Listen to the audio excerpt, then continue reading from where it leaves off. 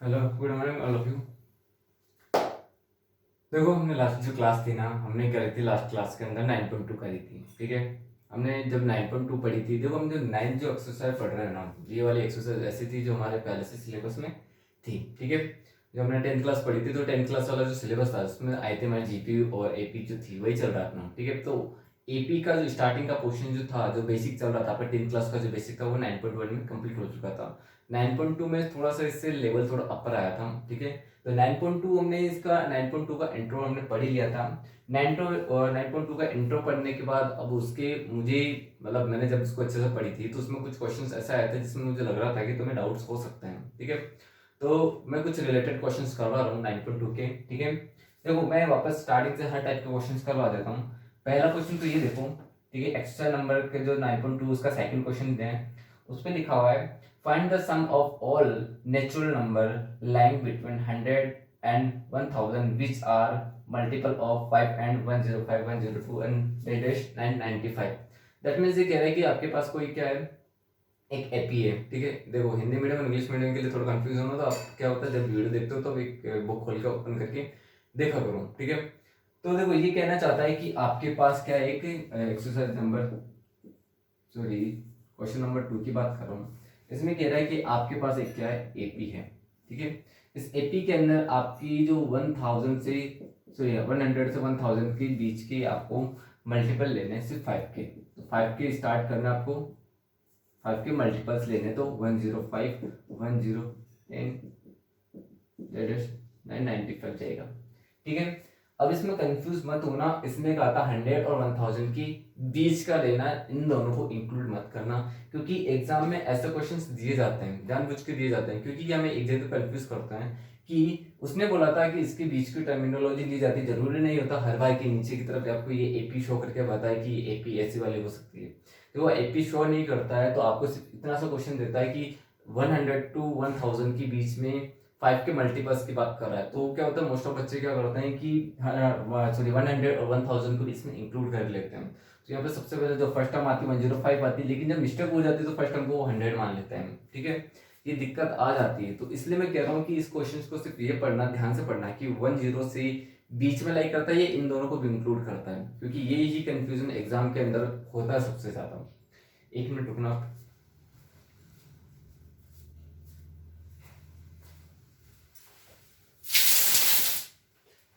चलो, कोई दिक्कत नहीं है, चलो आगे करते हैं। देखो ये वाली अगर मेरी एपी बनती है, ठीक है, ये एपी बनती है तो इसका फर्स्ट टर्म होता है वो होता है मेरा 105। ठीक है, अब डी की बात होती है तो डी होता है हमारा a two minus a one. A two हमारा कौन सा है 1010। ठीक है, सॉरी 110, और ए वन है हमारा 105, तो इसको कर लेते हैं 110 माइनस 105, दैट मीन्स 5। ठीक है, एंड ये हमारा लास्ट टर्म होता है, याद हो तो हमारे। ठीक है, ये होता था हमारा, या फिर इसको ए एन भी लिख देते हैं, इसको होता था 995। ठीक है, तो आपको इसमें सोल्व करके बताने की टोटल नंबर्स ऑफ टर्म्स कितनी है, यानी कि पदों की संख्या कितनी है, ये आपको आइडेंटिफाई करना है पहले, और उसके बाद में आपको आइडेंटिफाई करना है कि इन सबका टोटल कितना होता है। ठीक है, कंप्लीटली डायरेक्टली क्वेश्चन से पूछ रहे हैं कि इनका सम पूछ रहा है, तो सम पूछने से पहले देखो सम का फॉर्मूला हमारा ये होता है एस एन बराबर N by two two A plus N minus one D.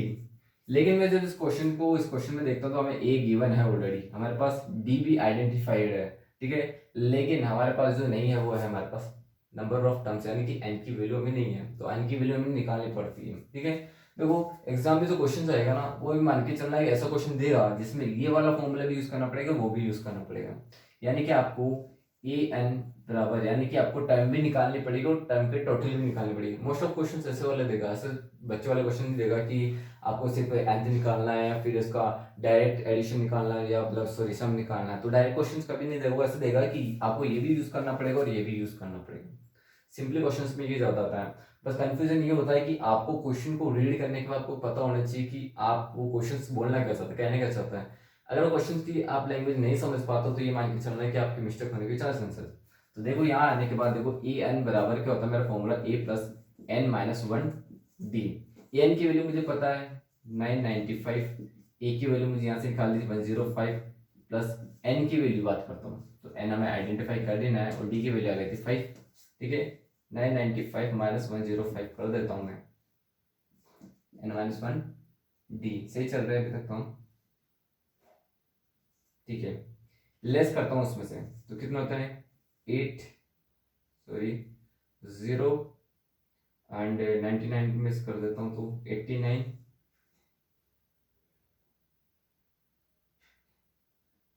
ठीक है 9 सही है। n-1 डी चल रहा है, 5 को भेज दो नीचे, 890/5, ठीक है n-1। अगर इसको 5 से डिवाइड करता हूँ मैं, ठीक है इसको 5 से डिवाइड करता हूँ तो ये हो जाता है मेरा 178, ठीक है n-1, और 1 इधर जाता है तो n बराबर 178 प्लस 1 यानी कि n बराबर 179। आपको दिख रहा होगा या नहीं दिख रहा मुझे आइडिया नहीं है, पर n की वैल्यू आप निकाल सकते हो, ऐसा कोई हार्ड क्वेश्चन नहीं दे रखा मैंने, ठीक है। यहाँ तक आने के बाद आपको यहाँ की n की वैल्यू हमारे निकल चुकी है, n बराबर 179। यहाँ से हमें वैल्यू पुटअप करनी है इस वाले क्वेश्चन में, यानी कि s n की निकालनी है, यानी कि 179 हो गया, n हमारा 179/2 2 इंटू 105 प्लस n की वैल्यू 179 माइनस 1 एंड d की वैल्यू 5, ठीक है 179.2। अब देखो यहाँ से मैं एक चीज कर सकता हूँ, पहले कंप्लीट कर देता हूँ उसको, ये हो गया 178 इंटू 5।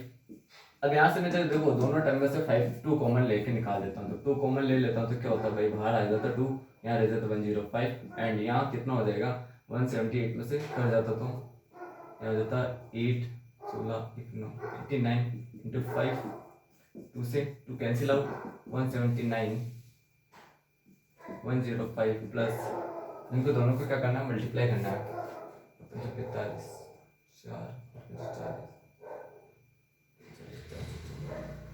445 हो चुके हैं, ठीक है। इन दोनों को ऐड करता हूँ मैं, कितना हो जाता है एडिशन, इनका एडिशन हो जाता है 550, ठीक है। यहाँ तक हो चुका है, सिर्फ आपको सिर्फ मैथमेटिकली इसको सॉल्व करना है एंड फाइनली अगर आप क्वेश्चन को सॉल्व करोगे तो ये आ जाएगा आपको 98450, ये आपका टोटल एडिशन निकल चुका है। देखो सिंपल सा क्वेश्चन है जो आपने 10th में भी कर रखा है, ऐसा मुझे नहीं लगता कि इससे क्वेश्चन में आपको कहीं अटकने की जरूरत पड़ती है, ठीक है।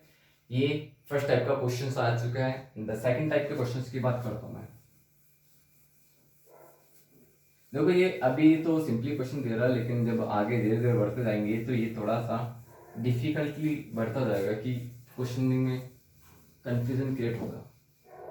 जैसे नेक्स्ट क्वेश्चन हमारा दे रखा है इन ए एपी, देखो अब ये थिंकिंग वाला क्वेश्चन दिया अच्छा खासा।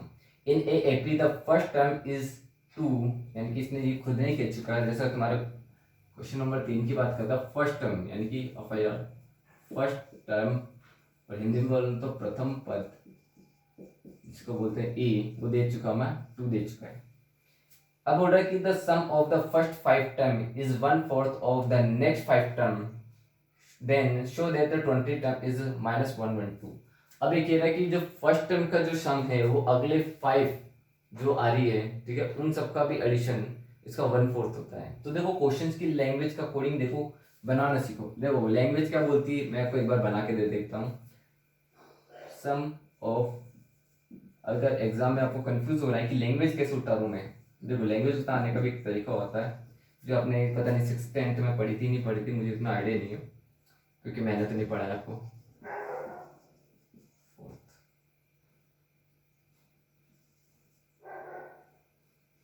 द नेक्स्ट 5 टर्म ये लिख रखा है। तो देखो जब ऐसी क्वेश्चन के ऐसे लाइन आए तो कंफ्यूजन होता है। तो देखो यहाँ से लिखा रहा था फर्स्ट टर्म और द 5 टर्म, यहाँ बात आई कि नेक्स्ट टर्म की जैसे बात आती है वहां पर ऑब्लिक बना, समझिए। अब ये क्यों बनाया मैंने, देखना पहले बात करें फर्स्ट टर्म की बात, तो सारे टर्म होती है, तो मैं देखो सारे एक बार टर्म लिख के बता दूं। अगर जिसने नहीं पता ना कि ये टर्म कैसे आती है तो एक बार आना इंट्रो जाके जरूर देखना, ध्यान से देखना। देखो फर्स्ट टर्म हमारी होती थी ए, दूसरी टर्म होती थी हमारी होती ए प्लस डी, थर्ड होती थी a plus 2d, and fourth term होती थी हमारी ए प्लस 3d, एंड 5 टर्म होती थी हमारी ए प्लस 4d। ऐसे कंटिन्यूसली चलता जाता था और लास्ट जो हमारी टर्न आएगी 10th वाली वो आएगी 9d, समझ आई चीज। तो ये कह रहा था फर्स्ट 5 टर्म्स यानी कि 1 2 3 4 एंड द 5, इन 5 टर्म्स का एडिशन यानी कि a plus D plus a plus 2d plus A plus 3d plus A plus 4d equality 1/4, यानी कि देखो यहाँ 1/4 ऑफ द नेक्स्ट 5 टर्म, यानी कि 1/4 उसकी टर्म में आ रही है, उस साइड में आ रही है, तो मैंने 1/4 उधर डाल दिया। या ऑब्लिक आया तो मैंने इक्वल का निशान लगा दिया। तो पहले वाला सम ऑफ द फर्स्ट 5 टर्म, तो मैंने फर्स्ट 5 टर्म का एडिशन कर दिया। देन जब नेक्स्ट टर्म की बात आती है मैंने ऑब्लिक लगाया, तो ऑब्लिक की जगह मैंने इक्वल कर दिया, और नेक्स्ट वाली टर्म के लिए 1/4, नेक्स्ट वाली टर्म के लिए तो मैंने नेक्स्ट टर्म जो थी उसमें 1/4 ऐड कर दिया। यहाँ से ऐड हो जाएगा हमारा a प्लस 5d डैश करते हुए a प्लस 9d तक जाएगा। इतनी बात समझ लेनी चाहिए आपको, समझ लेना चाहिए। लैंग्वेज वाले क्वेश्चंस में यही दिक्कत आती है कि आपको लैंग्वेज है ना समझ में नहीं आती आधी से ज्यादा, कि लैंग्वेज बोलना कैसा थी। मोस्टली इंग्लिश मीडियम में तो नहीं होता, हिंदी मीडियम में मोस्टली चीज देखी कि उनको लैंग्वेज की दिक्कत है कि लैंग्वेज कहना कैसे आती है। तो ये समझ लेना एक शॉर्टकट था एक, ठीक है। तो इन सब का एडिशन करोगे तो देखो ए तो हमारा ऑलरेडी दिया हुआ है, कितना आएगा 2, तो ए की वैल्यू अगर 2 2 2 करके लिखोगे तो आपका हो जाएगा टोटल 10, और डी को ऐड करोगे तो आपका टोटल हो जाएगा 10d, और इधर भी 1/4 प्लस ए की जगह 2 रखोगे तो 2 की जगह आएगा हो जाएगा 10 प्लस 35d। समझ चीज, यहाँ तक की बात खत्म हो गई। अब यहाँ तक की बात हो गई तो क्रॉस मल्टीप्लाई करूंगा कंप्लीटली, तो 40 plus 40d equal to 10 plus 35d। ये हो चुका है। 10 को भेजो इधर और d वाले को भेजो उधर, तो 40 माइनस 10 35d माइनस, देखो जहाँ पे जाता है तो तुम्हें ये बताने की जरूरत नहीं होनी चाहिए कि साइन चेंज होता है, और अगर नहीं पढ़ा है साइन चेंज होता है तो फिर वापस आपको 10 प्लस शायद पढ़नी चाहिए। ये हो जाएगा 30, ये हो जाएगा यहाँ से माइनस के 5d, तो d की वैल्यू चाहिए तो अपॉन में भेज दूंगा इसको, तो क्या होगा 30 अपॉन माइनस के 5d माइनस के 6, यानी कि d की वैल्यू है माइनस की 6। अब मेरे पास a की वैल्यू है, d की वैल्यू है, ठीक है। अब मुझे ये प्रूफ करके बताना है कि जो nth जो 20th टर्म है वो मेरी -112 है, ये प्रूव करके दिखाना मुझे, ठीक है। अब ये प्रूव करना है तो देखो हमारा a की शॉर्टकट चलता है a n बराबर a plus n minus 1d का चलता है। a n यानी कि 20th टर्म पूछिए, a की वैल्यू 2 थी, इसकी वैल्यू आ गई 20 माइनस 1, n की वैल्यू भी देखो 20 बोला यानी कि n की वैल्यू 20 आ रही है, यहाँ से याद रखना। d की वैल्यू है माइनस के 6, a 20 यानी कि 2 प्लस 19 इंटू माइनस के 6, a 20 2 प्लस इन दोनों को मल्टीप्लाई करना है तो कितने हो जाते हैं। हमने कहीं मिस्टेक तो नहीं करी ना, क्वेश्चन तो सही पूछ रहा है ना, सही पूछ रहा है, सही पूछ रहा है। चलो करते हैं। 54 के 4 ठीक है 5 6 6 6 5 11। देखो 144 माइनस का एंगल, जब यहाँ से ओपन करूंगा तो क्या हो जाएगा 2 माइनस का 144, तो a20 था ये मेरी -112, ये हमने क्या कर दिया प्रूव कर दिया।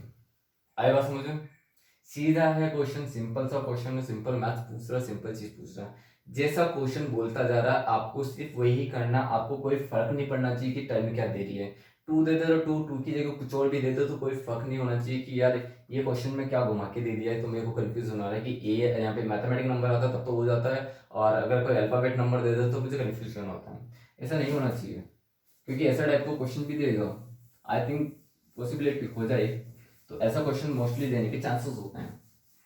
जैसे कि एक और क्वेश्चन करवा देता हूँ आपको। जैसे कि अगला वाला क्वेश्चन है हमारी, बहुत अच्छा क्वेश्चन दिया उसने कहा in a AP if fifth term is the 1 q. तो देखो अभी क्वेश्चन को समझने की कोशिश करना, फिफ्थ क्वेश्चन आपके बुक का, ये बोला फिफ्थ टर्म जो टर्म होती है वो हमारी 1/q है, and qth term is the 1/q, q जो होता है उसकी टर्म तो दे दी हमने 1/p। Prove that the sum of first P Q. देखो अब इसने बोला तो सम, देखो वो खोलना इसका फिफ्थ क्वेश्चन पढ़ना ध्यान से।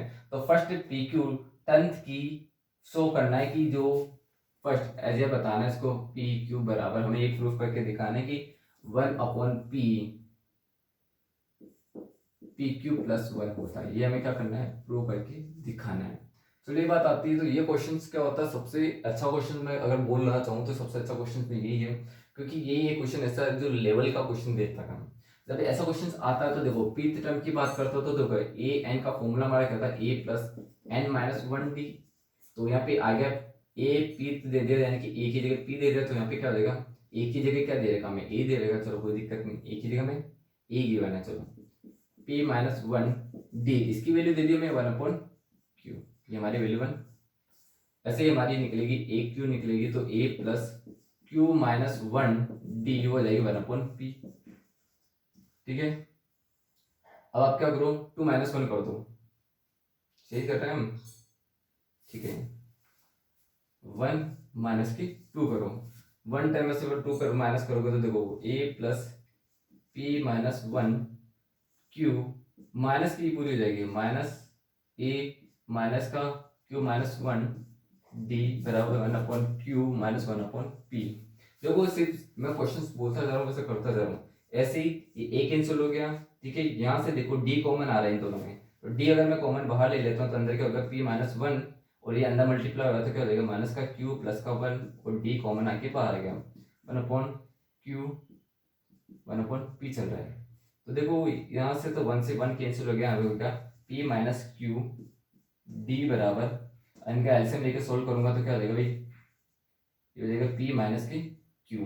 ठीक है, यहाँ से हो जाएगा तो देखो इसके बाद क्या होती है चीज, इसको सोल्व करना है। देखो इधर कर देता हूँ क्योंकि आपको नीचे शायद दिखेगा नहीं।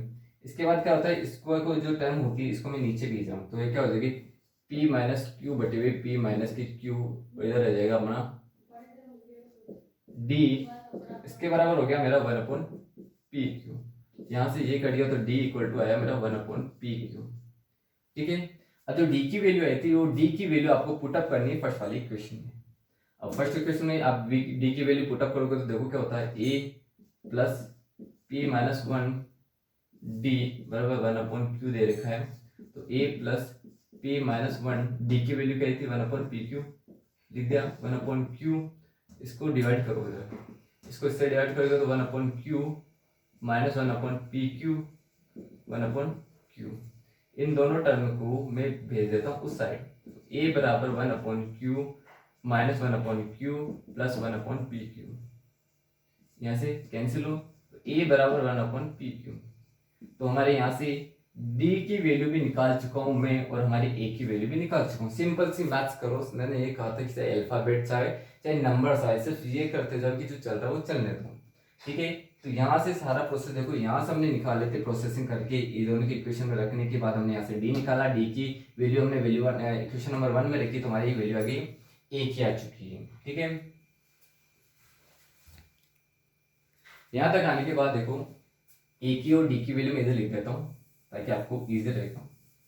देखो हमारे d की जो वैल्यू आई थी वो आई थी हमारी, d बराबर आई थी 1/pq, और हमारे a की वैल्यू आई थी वो आ रही हमारे 1/pq। ठीक है, अब यहाँ से आपको क्या निकालना है, आपको ये प्रूव करना है pq की तो जो टर्म होती है वो आती है हमारी ये वाली, तो यानी कि n की वैल्यू यहाँ पे दे रखा है ऑलरेडी pq। ठीक है, अब आपको प्रूव करना है, तो एस पी क्यू का फॉर्मूले n की जगह n, देखो हमारा ये फॉर्मूला होता था n बराबर 2a plus n minus one D. अब इसमें वैल्यू पुटअप करता जा रहा हूँ, पी क्यू, n की वैल्यू पी क्यू दे रखे थे, पी क्यू बटे हुए 2 इंटू पी क्यू की वैल्यू क्या आ रही थी मेरी 1/pq प्लस n की वैल्यू पी क्यू थी अपनी माइनस का 1, इसकी वैल्यू भी पी क्यू। तो देखो इस टर्म में और इस टर्म में पी क्यू कॉमन आएगा तो पी क्यू बाहर ले लो, अब बाहर लोगे तो पी क्यू बटे हुए 2 इंटू 1/pq बाहर आ गया कॉमन, तो अंदर क्या बच गया यहाँ से 2 plus P Q minus one. ठीक है, इससे कैंसिल आउट, तो एस पी क्यू बराबर ही हो गया नीचे हाफ, नीचे इसको अंदर खोलोगे तो क्या होगा 2 प्लस पी क्यू माइनस का 1। ठीक है, अब यहाँ से देखो सोल्व करता जा रहा हूँ मैं हाथों हाथ, y/2 ऐसे कैसे था, अंदर देखो 2 में से 1 लेस कर दिया तो क्या हो जाएगा, सिर्फ 1 बचेगा, तो पी क्यू प्लस के 1। ठीक है, अब यहाँ आने के बाद देखो हमारी जो टर्मिनोलॉजी आई थी वो ऑटोमेटिक ये वाली निकल चुकी है, हमें यही चाहिए था और हमारा फाइनलाइजेशन ये निकला है, 2 आएगा नीचे, सॉरी हमारा ये फाइनल में निकाल चुका हूँ, दोनों के दोनों सेम हो चुकी है, सिर्फ आपको क्वेश्चन सीधे सीधे सही करना है, ऑटोमेटिक क्वेश्चन क्या हो जाएगा, सही हो जाएगा। क्लियर बात आ चुकी होगी आपको बात समझ में। तो देखो ये दोनों क्वेश्चन, सारे क्वेश्चन ऐसे इजी हैं, आपको ट्राई करने की कोशिश करनी है। ठीक है, और डाउट्स आते हैं तो मैंने यही कहा था स्कूल में आइए बात करिए और क्वेश्चन के आंसर ढूंढिए। ठीक है, थैंक यू।